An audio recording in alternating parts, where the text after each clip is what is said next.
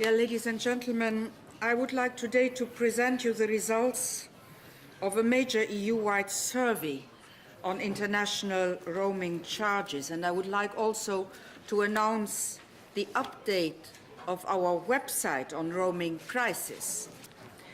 Now, the key findings of this survey and this update are the following.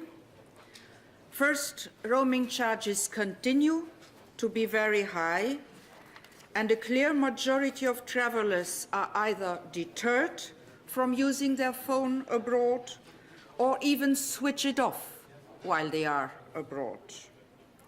And second, transparency is still a real problem. And third, there is a large support for EU action to bring roaming charges down. Now, as you know, on the 12th of July, the Commission had proposed a regulation on international roaming charges, the aim of which was to bring down the excessive roaming charges to eliminate those. The Commission is currently working together with Parliament and Council to have the new rules adopted by 2007. And I'm very grateful to the European parliamentary rapporteurs, Mr. Rübig and Mr. Muscat, and for the Finnish presidency's efforts to ensure a speedy result. Now, in order to help as well the Council, as well the Parliament, we have done two things. First, we have updated our tariff website again, taking into account the market development. And second, we have conducted a Eurobarometer to gauge the latest views of citizens on roaming. Now, what are the findings of the survey? First, in Europe, in general, more than 79% of people own a mobile phone. Now, if you look behind that average, you find that in some countries, Sweden, Finland, Netherlands, Luxembourg, this goes up to more than 90%. And it is no surprise to everybody that the young people owning a mobile phone, we go up to 96%. Those owning a mobile phone, 44% of them travel outside of their country during 1 year, and 10% do it for business reasons. That shows us very clearly that the importance of the roaming charges affects a very large number of citizens and of very typical EU citizens. But the survey also reveals a clear concern of those citizens. 63% use their phones less when abroad. 15% don't take the phone or switch it off when abroad. And 21% only use SMS when abroad. Why are the people afraid to use their mobile phones while they are abroad? Well, the biggest reason is cost. 81% of the Europeans say that they use their phones less abroad because of very high costs. And the fact that they are right, you will see it later on the update of our website. Now, we have asked the people what would they do if the prices were lower. And 59% say that they would use their phones more when abroad if the prices were lower.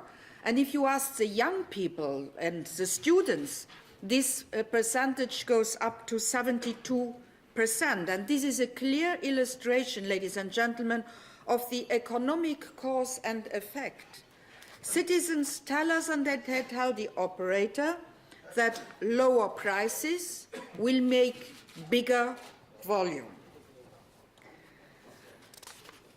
So, another thing which is of utmost importance is transparency. A vast majority of the consumers is very confused by roaming prices.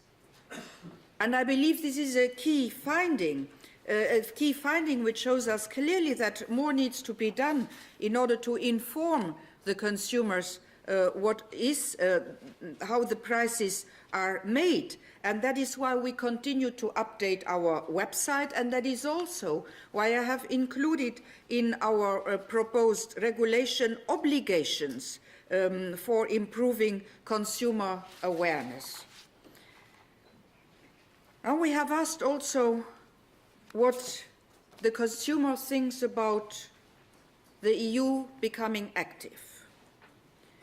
And we have found a very strong support. 70% of Europeans support EU action to reduce prices for voice calls. And even in those countries where the general opinion about the European Union is not always very positive, where it is more skeptical, citizens are behind us in this issue. For example, in the UK, there is a 64% support. And in addition to this, 68% of the consumers also believe that we should take action on the prices of SMS and text services. Now that the consumer concerns, which are revealed by this EU-wide survey, have a solid foundation in the reality of the market, will be shown by the next figures. We have today updated our website on roaming charges.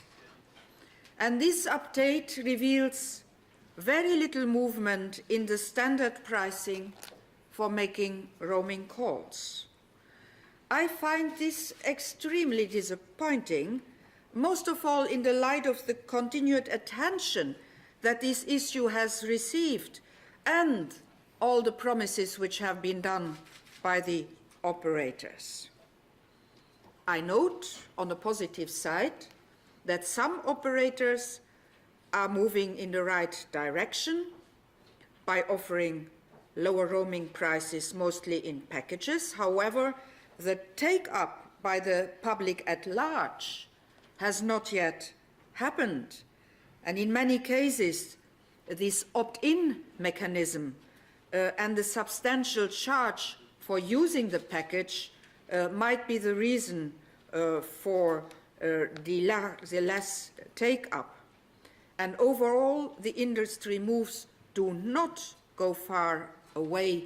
What we like to do with our regulation is to have reductions for all the consumers and transparency for all the consumers. Now, let me give you some examples from our website. I can't bring you all because there are thousands and thousands of examples on there. But here you can see an example of an extreme tariff, which has actually increased since the last update of the website in March 2006.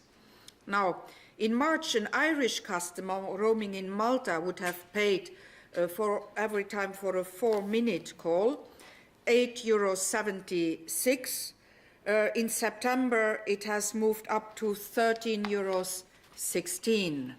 Well, that is a real extreme example, but let's go to the more normal example. This time, a German customer roaming in France who could pay up to €6.12 for a 4-minute call. And if you look at the figures in detail, you will understand also that this customer cannot shop around if he changes the operator in France because the price remains the same. So the customer has no choice. Another example, a UK customer roaming in Italy could pay up to €8.91 for making a 4-minute call back home. So we have really found that the overall price structure has not gone down, even if the promises have gone up. You can find all the details of the adapted prices on our website. On our website, you can also find information on special packages and links to the operators' roaming websites. You can, and that is, I think, very interesting, see the evolution of the prices from September 2005 to March 2006 to September 2006. And we have also now the SMS prices on our website, a website which, by the way, is available in 6 language versions. Now, ladies and gentlemen, we are approaching a new holiday season.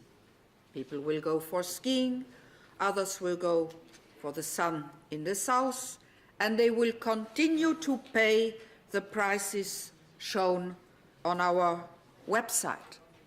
Unfortunately, I hope that this will be the last time before a holiday season that the European Commissioner will have to recommend consumers to switch the mobile phones off while being on holidays abroad. And I count on the Council of Ministers, who is swiftly advancing in its work, and on the European Parliament, who does so also, that they will take into consideration the survey and the new transparency of the prices in order to get very quick results, so that next summer things will have changed.